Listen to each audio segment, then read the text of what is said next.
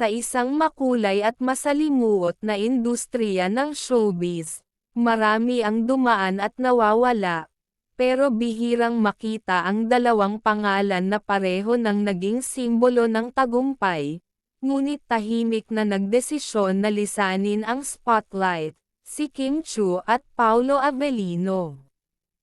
Ang kanilang sabayang desisyon na magpaalam sa showbiz ay hindi lamang nag-iwan ng tanong sa isipan ng mga tao, kundi nagbigay din ng bagong pananaw sa kung ano ang tunay na halaga ng tagumpay. Habang ang mundo ng entertainment ay patuloy na umiikot, ang dalawang ito ay nagdesisyon na sumunod sa isang mas tahimik na landas na puno ng mga personal na kwento at mga bagong simula. Sa isang press conference na puno ng emosyon, tahimik nilang inihayag ang kanilang desisyon. Ang balitang ito ay nag-viral agad, hindi lamang sa mga pahayagan, kundi sa mga social media platforms kung saan milyon-milyong tao ang nagbigay ng reaksyon at opinyon.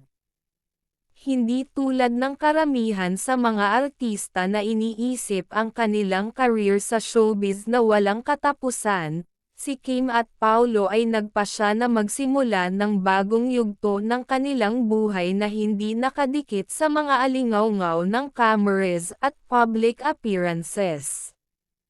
Si Kim Chiu, nakilala sa kanyang pagiging lively at bubbly sa mga TV shows at pelikula, ay isang huwaran ng pag-abot sa pangarap. Mula sa pagiging isang reality show contestant na umangat sa industriya, nakuha niyang maging isa sa mga pinakamahalagang pangalan sa mga teleserye ng kanyang panahon.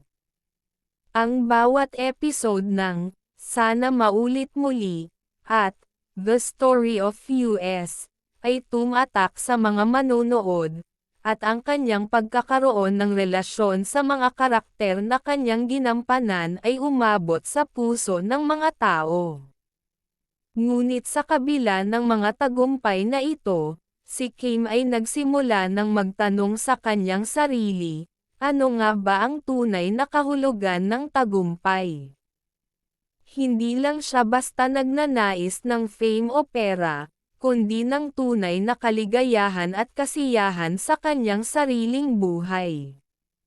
Sa isang emosyonal na post sa kanyang social media account, inamin ni Kim na ang lahat ng nagawa niya sa showbiz ay nagbigay sa kanya ng mga magagandang alaala, ngunit kailangan niyang magpatuloy sa ibang direksyon, isang direksyong higit niyang minamahal at naiintindihan.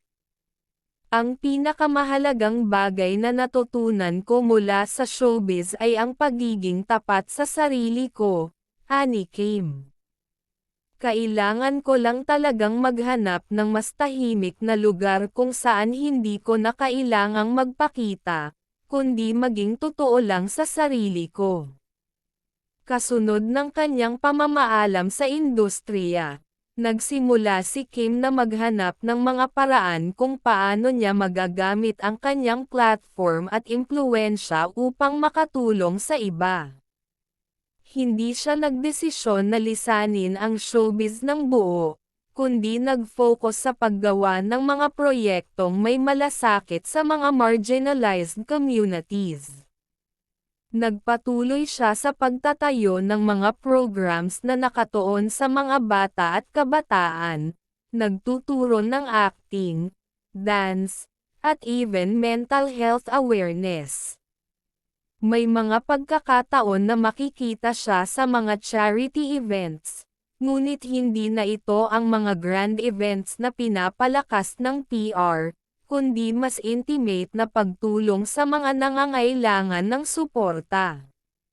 Si Paolo Avellino, sa kabilang banda, ay hindi gaanong nagpakita ng emosyonal na pag-alis mula sa showbiz. Ang kanyang career ay isa ring puno ng tagumpay, mula sa mga teleseryeng tumatak sa mga manunood tulad ng The General's Daughter, at A Love to Last, hanggang sa kanyang mga pelikulang pinuri ng kritiko. Kilala siya bilang isang versatile actor na kayang mag-portray ng iba't ibang karakter, mula sa matitinding roles hanggang sa mas malalalim at seryosong mga papel.